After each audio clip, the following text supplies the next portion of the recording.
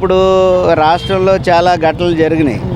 ఈ ఘటనల మీద ఇప్పుడున్నటువంటి పోలీస్ యంత్రాంగం, నిఘా వర్గాలు కూడా ప్రత్యేకమైనటువంటి దృష్టి పెట్టవలసినటువంటి అవసరం ఉంది. ఇప్పుడు అసంఘిక కార్యక్రమాలు జరుగుతున్నాయి. ఆ ఘటన చాలా తీవ్రంగా ఖండించవలసినటువంటి అవసరం ఉంది. నడి రోడ్డు మీద అట్లా చంపేయటం వల్ల ఇంకా అక్కడ ఉన్నటువంటి లా అండ్ ఆర్డర్ సమస్య ఒకటి ఎదురవుతుంది. కాబట్టి అధికారం, ప్రతిపక్షాలు ఎన్నికల సందర్భంగా అటు తెలుగుదేశం కానీ, వైఎస్ఆర్సీపీ కానీ, కాంగ్రెస్ కానీ 3 పార్టీలు కూడా పోటీ చేసింది. బీజేపీ కూడా పోటీ చేసింది. ఈ కూటమి అధికారంలోకి వచ్చింది. కాబట్టి ప్రతిపక్ష ఆ ఎన్నికల వరకే ఉండాలి తప్ప కానీ ఆ కక్ష అంటే ప్రతిపక్షం కానీ అధికార పక్షం కానీ పరస్పరం దాడులు చేసుకోవడం అనేది సరైనది కాదు. ఈ దాడుల వల్ల వాళ్ళకి కానీ వీళ్ళకి కానీ కలిసి వచ్చేది లేదు. దాడులు మరింత పెరుగుతాయి. కాబట్టి ప్రభుత్వం కూడా సమన్వయం పాటించవలసినటువంటి అవసరం ఉంది. పోలీస్ డిపార్ట్మెంట్ని కూడా అలర్ట్ చేయాలి. హోంశాఖ కూడా దానికి ప్రత్యేకమైనటువంటి దృష్టి సారించాలి. 50 రోజుల్లోనే ప్రభుత్వం ఫెయిల్ అయిపోయింది, మేము ఉన్నప్పుడు అట్లా ఉండేది కాదు పరిస్థితులు అంటూ వైసీపీ పార్టీ వాళ్ళు చెప్తున్న మాట ఏంటంటారు? వాస్తవం ఏమంటారు? అంటే ఏ ప్రభుత్వం ఆయన అన్నాడు జగన్మోహన్ రెడ్డి 6 నెలల వరకు ఈ ప్రభుత్వాన్ని మేము పరిశీలిస్తాం. కానీ 6 నెలలు కాకముందే రాష్ట్రంలో ఈ ఘటనలన్నీ జరగడంతో ఆయన రోడ్డు మీదకి రావాల్సిన పరిస్థితి. కాబట్టి గత ప్రభుత్వం చేసినటువంటి వాటిని సమీక్షించుకోవాలి. గత ప్రభుత్వం కంటే మెరుగ్గా చేయాలి. ఇప్పుడు అనేక రకాల హామీలు ఇచ్చింది. హామీలు ఎంతవరకు నెరవేరుతాయనేటువంటి అమ్మఒడి అందరికీ ఇస్తామన్నారు. అట్లా ప్రతి మహిళకి 1500 ఇస్తామన్నారు. ఇంకా అనేక రకాల హామీలు ఇచ్చారు. కార్మికులకి సంక్షేమ బోర్డుకి తిరిగి డబ్బులు పంపిస్తామని చెప్పేసి అన్నారు. ఇలా రకరకాల ఎన్నికల ముందు హామీ ఇచ్చారు. కానీ హామీలు పూర్తి స్థాయిలో అమలు చేయవలసినటువంటి బాధ్యత అధికార పార్టీకి ఉంటుంది. కాబట్టి తక్కువ టైం అయినప్పటికీ కూడా వాళ్ళు సమీక్ష చేసుకోవాలి. ఇట్లా దాడులు చేసుకోవటం వల్ల ప్రజల్లో ఒక వ్యతిరేకత ప్రభుత్వానికి వస్తుంది.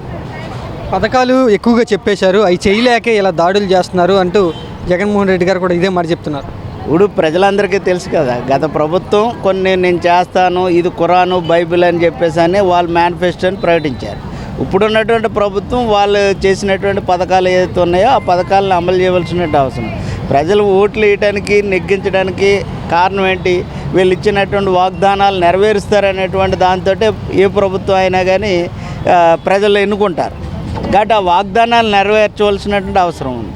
ఇప్పుడు 3 పార్టీలు కలిసి పోటీ చేసినాయి, అధికారంలోకి వచ్చారు. ప్రజలకు ఏం చేయాలనేటువంటిది ఉండాలి. ఇప్పుడు మహిళలకి ఇవ్వాల్సినటువంటి ఇప్పుడు పోలవరం ఉంది, రివ్యూ చేశారు. ఇంకో రాజధాని ఉంది, రివ్యూ చేశారు, మంచిదే. కానీ ప్రజలకు సంబంధించినటువంటి ఇచ్చిన హామీలను రివ్యూలతోటి సరిపెట్టకుండా ప్రజలకు ఇచ్చినటువంటి హామీలను ఎట్లా మనం నెరవేర్చగలుగుతామని చెప్పేసి అని ఆలోచించవలసినటువంటి అవసరం ఉంది. అసెంబ్లీలో అటు రకమైనటువంటి ఒక లౌకిక ప్రజాస్వామిక వాతావరణం కలిగినటువంటి చర్చలు కొనసాగాలి అసెంబ్లీలో. ఢిల్లీ వెళ్ళి జగన్ ధర్నా చేస్తే ఆయన ఉపయోగం అంటారా వైసీపీ పార్టీకి కానీ జగన్మోహన్ రెడ్డికి కానీ? ఇప్పుడు వాళ్ళ పార్టీ ఇలా దాడులు జరుగుతుంది అనేటువంటి దాంతో రాజధాని కేంద్రంలో ధర్నా చేయాలని ప్రయత్నం చేస్తున్నారు. ఏ పార్టీకి ప్రత్యేకమైన వ్యూహం ఉంటుంది. అది తెలుగుదేశం పార్టీ అయినా, కాంగ్రెస్ అయినా, బీజేపీ అయినా, ఎవరికైనా కానీ అది ప్రతిపక్షంలో ఉన్నప్పుడు ఒక్కో రకమైన పాత్ర పోషిస్తాయి. అంతకుముందు అధికారంలో ఉన్నటువంటి వైసీపీ ప్రత్యేక హోదా, స్పెషల్ స్టేటస్ గురించి అడగల, ఇప్పుడు డిమాండ్ చేస్తుంది. ఇప్పుడు అక్కడ ఉన్నటువంటి తెలుగుదేశం పార్టీ ప్రత్యేక హోదా, స్పెషల్ స్టేటస్ మీద మాట్లాడాల. మిగిలిన పార్టీలన్నీ మాట్లాడాలి కదా. ఇప్పుడు విశాఖ ఉక్కు ఉంది, ఎన్నాటి మీద మాట్లాడాలి. వాళ్ళు మాట్లాడుతున్నారు వేరే. అంటే ఏ ప్రభుత్వం వచ్చినా కానీ సామాన్యుడికి ఒరిగేది ఏమీ లేదనేటువంటిది ఒక నగ్న సత్యం. అంటే కొద్దిపాటి సౌకర్యాలు కల్పించడం, వసతులు కల్పించడం ఒకటి.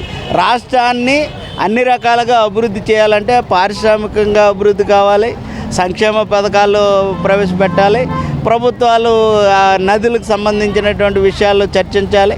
ఇవన్నీ కొనసాగితేనే వ్యవసాయ రంగం అభివృద్ధి అవుతుంది. ప్రధానంగా వ్యవసాయ రంగం ఈరోజు దాదాపుగా ఈ 3 రోజులు జరిగినటువంటి వర్షాల వల్ల వందలాది వేల లక్షల ఎకరాలు మునిగిపోయింది.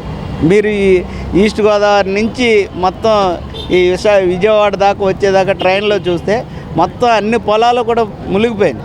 దాని మీద కూడా ఒక చర్చ జరగాలి. అక్కడ ఉన్నటువంటి ప్రజాప్రతినిధులు గ్రామాలు కూడా మునిగిపోయినటువంటి పరిస్థితి ఈ 3 రోజుల వర్షాలు.